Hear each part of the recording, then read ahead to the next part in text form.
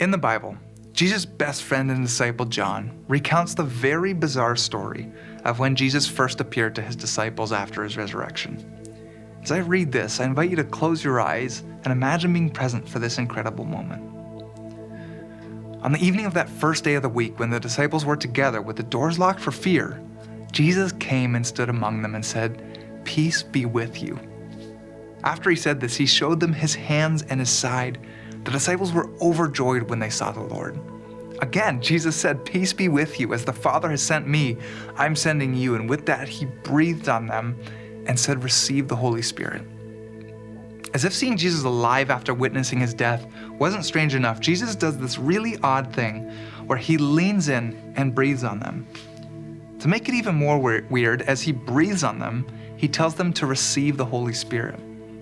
It's all pretty unusual until you realize that what Jesus is doing is actually a little bit of theater. He's reenacting a scene from the early part of the Bible, a line from the story of the creation of Adam.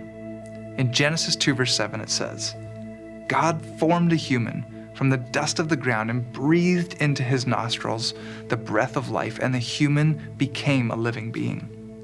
See, in the original language, the word for breath, spirit, and life are all the same word, the word Ruach.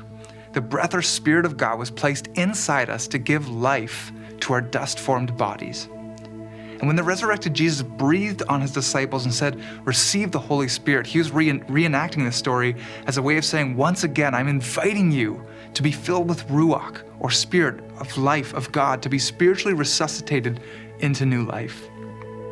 Maybe that's why breath prayer is so powerful for so many of us.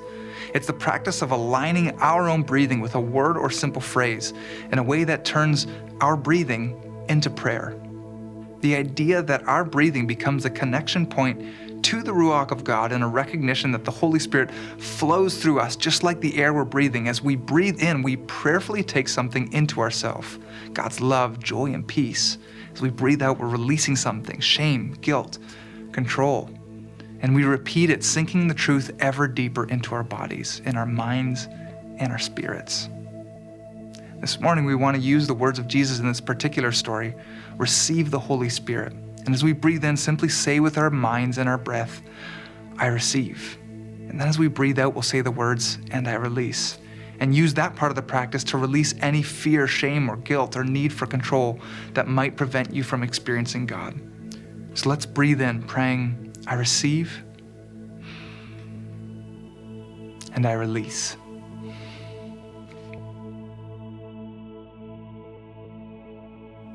I receive, and I release. At your own pace, keep going, concentrating your heart and mind on those two simple prayers.